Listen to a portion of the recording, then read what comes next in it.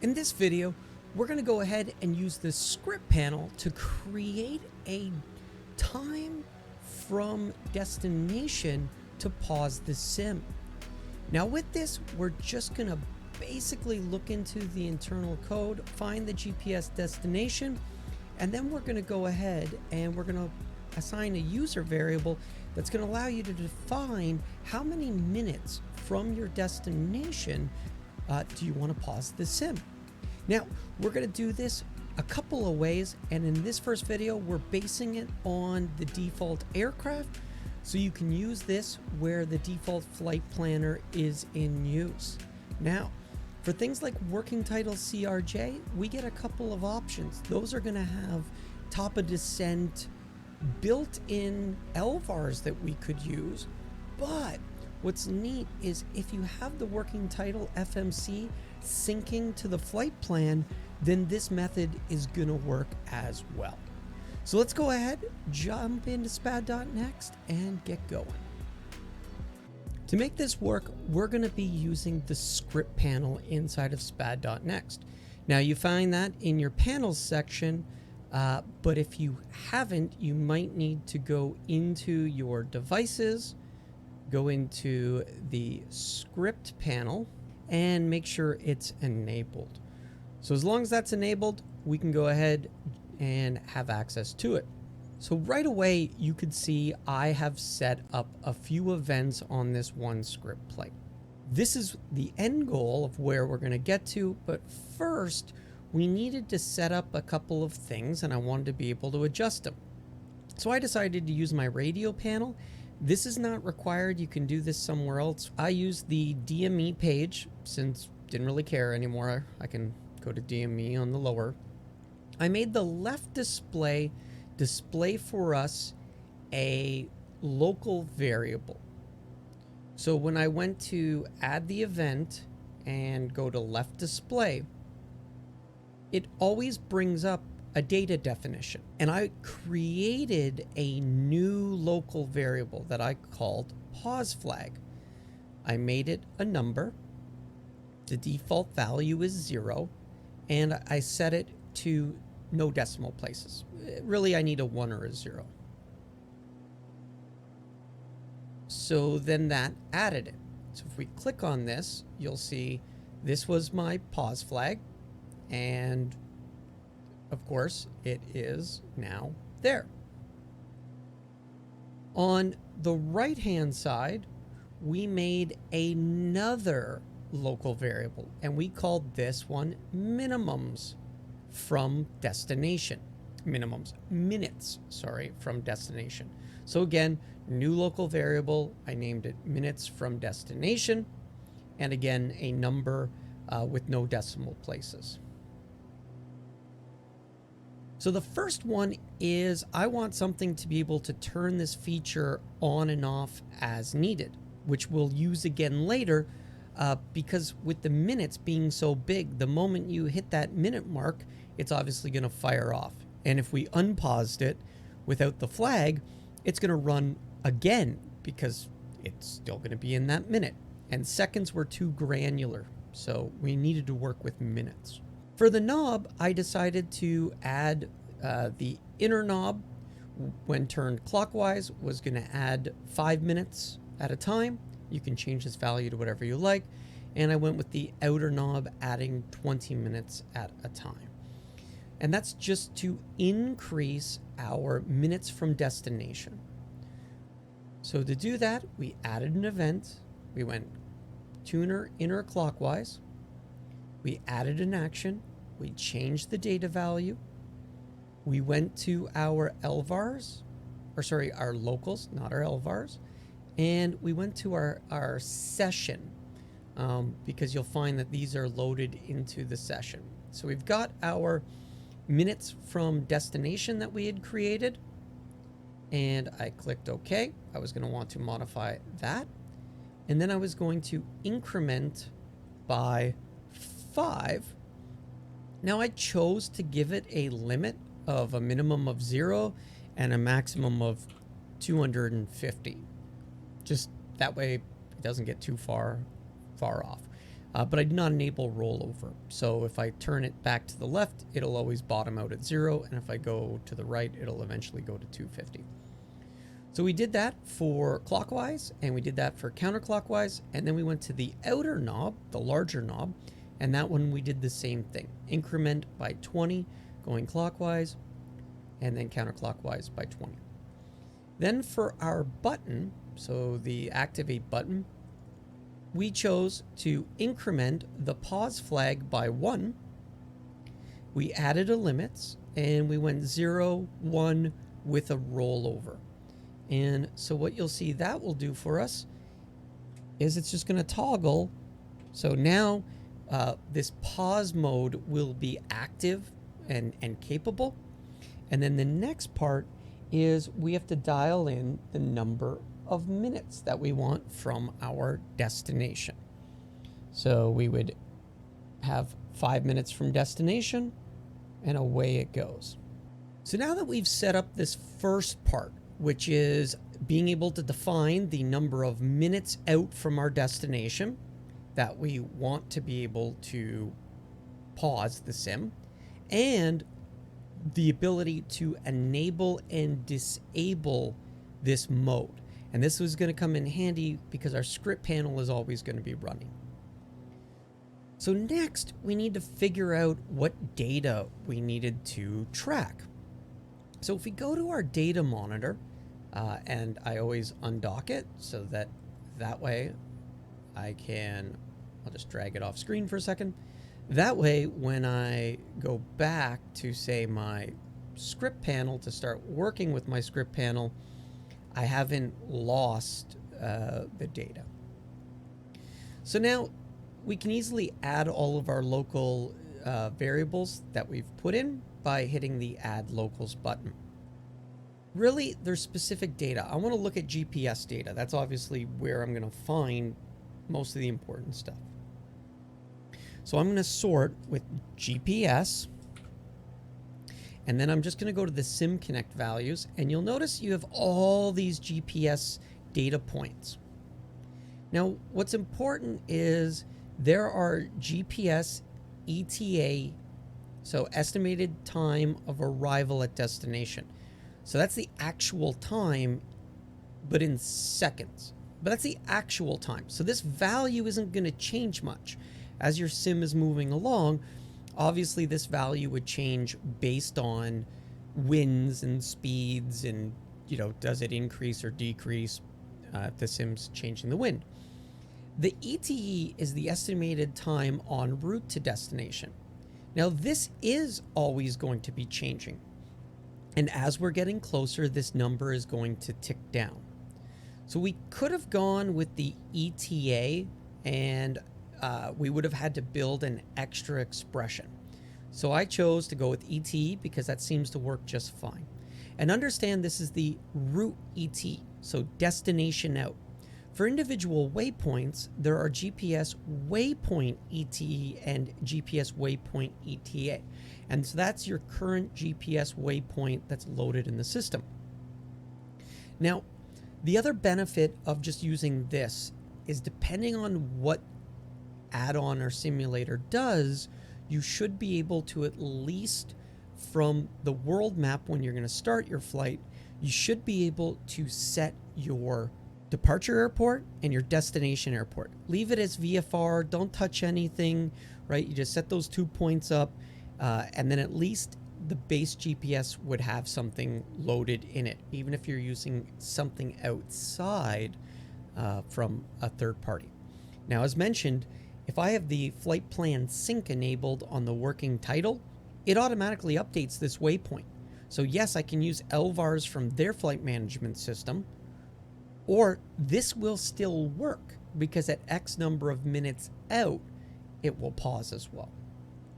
So we're going to go ahead and we're going to grab this data value so that we could see it.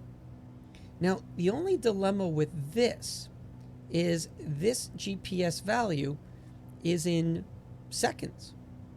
And the seconds are a little too granular. So that's going to cause us a bit of a problem because they're going to jump pretty fast, especially the faster you're going, the faster these are going to move. So we needed to modify this data. And when we were adding this data, so if we looked at the add data, you'll notice we have no way to change the unit type. Other ones, other data values, it will allow you to change unit types. So since you can't change the unit type, well, we're going to go ahead and we're going to do something to create that for us. And that's going to be something we call expressions. So in our add-ons section, you're also going to find these things called expressions. And an expression is a variable. So like creating one of those local variables, and it will create a local variable of this name. But now you can add an equation, you can do math, you can create something.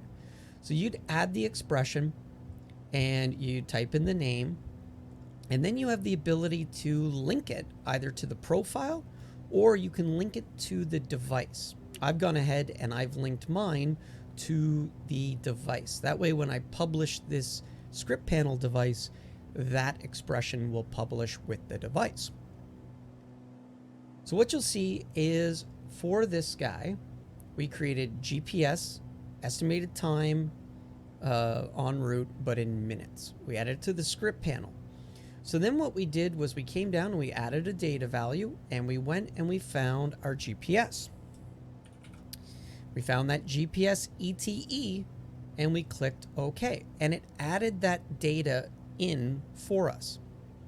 Now, what we then did was we said, well, we need to divide by 60, but we're going to want to take all of this and we're going to round it down so that it always goes to the closest minute, or round it, it'll round up as well. So we're going to put a 0, and then we put a bracket, and we went back to this side, we put a bracket, and we put round in front of it. I can't spell. So that's how I created this guy. Once I've done that, I can hit validate, and that shows me that we are GPS ETA in minutes. We are currently 15 minutes out. So then we'd hit save, and we've now got our expression that is going to be counting down in minutes. So if we come back to our monitor, we can go ahead and we can add back in our data. So now when we go to local data, you're going to see that under expressions, we've got our GPS ETA in minutes. So now we can see that this value is rounding down to 15 minutes. And now that it crossed over, now it's 14 minutes. So this is updating by dividing by 60. So we're going to go ahead and get rid of that one. We don't need it anymore. We care about ETA in minutes. We're going to go back to our local data, and we're going to go to our session, and you're going to see we've got that minutes from destination, and I'm going to hold down control and click on pause flag. So we're going to add those back in. So these are the data values that matter to us. And let's go to our script panel. First thing I wanted to do, I wanted to be able to see from the plate if I even have the session enabled or armed. And what that means is we set up a condition. So we added an event to create this, which was add an event, conditional action. We're going to add the condition. We're going to select the data. We're going to go to our local session. We're going to go to our flag. And if the flag equals 0, we're going to add an action. We're going to change a color, and we're going to set this plate to off. And we labeled the plate here. And if you change that label in any of the others, they're all going to have the exact same label. So you save it, it's there. So pause script with that, and then you click OK. which obviously it adds it for me a second time. So remember the pause flag that we created. So when the pause flag is equal to 0, so basically that changes, this will go off. The second one we wanted to create was an armed mode. And is the script panel ready? Is the data set up that it will trigger our actual pause event? So for this one, we wanted to have it that, one, we are set for minutes from destination to be greater than 0. So I have input some number of minutes, and that the pause flag is set to 1. So to do this, similar type thing, we added a condition, we selected the data, we went to our session, we went minutes from destination, we used the is greater than 0, and then we clicked OK. For the pause flag, we made sure that our binding condition was set to and, because we want both of these to validate. We added a condition, we selected the data, we went to our expressions, to our session, we went to our pause flag, and we set that that needs to be equal to 1. And then all we cared about doing was just coming in, changing the color, and we set our script plate to yellow. I chose yellow for armed. So as long as we have more than 0 minutes dialed in, if we change that to 0 and we enable the pause flag, we see that the conditions aren't armed. If we set to say 5 minutes, the script will now go yellow. So we have our 2 conditions met, and we have a visual identifier that lets us know. And as you can see, we are 13 minutes out from our destination. We have set 5 minutes out is when we will pause, and we have the pause mode enabled. For the actual firing off of the pause, we set up a 3 condition event. So the first condition was when the local GPS ETE in minutes is equal to minutes from destination. So for this guy, that was why we created that expression. So in our expression, we created that expression to give us the value in minutes, right? Then we said, yes, when it is equal to, and another data, and there we went to our session data, and we chose when it is equal to our minutes from destination. So how many minutes we chose to be out by.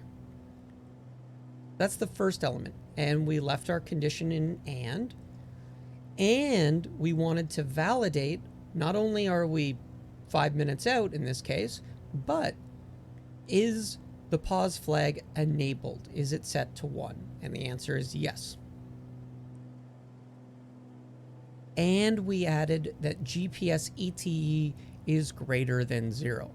Ironically, if you set this up on the ground without flying, technically your ETE defaults to 0 until you start moving. So as an added benefit, we just added an extra check to ensure that we are further out. Now that all these conditions will be met, we're going to add an action, send simulation event. I went to Sim Connect and I just typed in pause. And now I can set the pause to on. And so this will pause it when we get to that point. It pauses the sim. And then I went ahead and I added a pause off command to another button to be able to resume it. Now, this is the part about keeping it so that as soon as we unpause it, it's not going to automatically pause again. So we waited for 200 milliseconds, right? 0.2 of a second. and then we set our pause flag to 0. So this will disable the pause flag. You would have to manually re-enable the pause mode for it to work again. And this is kind of cool because you could pause 30 minutes out, get there and decide, you know what, I need another 10 minutes. So, you know, change it from 30 minutes to 20 minutes and then press the button again so that the pause flag will be enabled and it'll wait another 10 minutes or so. So we set that to 0, and while we're at it, let's set the script panel to green. Now it's supposed to be green flashing, but flashing doesn't really work on the script panel, so whatever. We'll just set it to green, that it's now flagged, and I know that that mode will be enabled. So that's all we had to do. Let's just stop here for a moment, then we'll see it happen.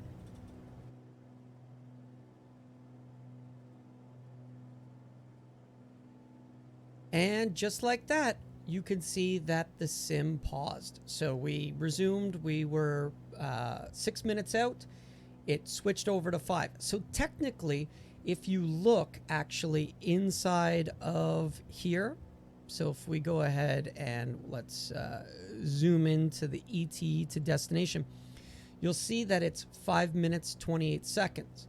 And again, remember, it's because inside of here, we were rounding the GPS minutes to the closest minute. And so by doing that round, as soon as we hit 5 minutes, 28 seconds, it's going to round down to 5. Our script's going to run, and we go ahead and we are now set into our pause mode. So if we go ahead and we were to now unpause the sim, right? So there we are. Now we're running again. As soon as I hit that pause flag again, it's going to pause the sim. And that's because now we're 5 minutes, 23 seconds. So really, for the next minute, this is going to trigger over and over again.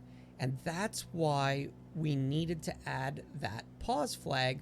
If we resume it right now, because we don't have that pause flag set, while these two things equal 5, obviously it's not going to go off. And so what we'll do is we'll just jump here in a second once it drops down to 4. And there we went to 4 minutes, 29 seconds. So it rounds down to 4 minutes. And if we were to enable or arm the flag, you'll see that it goes yellow, but it doesn't pause again because it has to equal, not be equal to, less than. Now, just for fun, if we come in, because you can manually overwrite data from here, we're going to change this to 3 minutes out. So now we've set the data to 3 minutes out from the data monitor. And of course, in another 20 seconds, you'll see what happens. So there you have it. You've now got it that the sim is paused. It does it based on the minutes. Really easy, simple way to set it up using the script panel to do all that for you under the hood. I hope you guys liked this video. I hope that there was stuff that you learned from it. Neat little tricks you can apply with the script panel. And for those that are actually looking to get one of these to be able to pause their sim X amount of time out from the destination, well, here you go. This should be able to work for anything that is going to publish under the hood back into the sim flight plan. As always, guys, if you enjoyed this, please hit the like button, subscribe if you haven't, and come along on the next one, which will probably have to do with the CRJ, because I want to build one of these using CRJ parameters. Thanks for watching. Have a great day.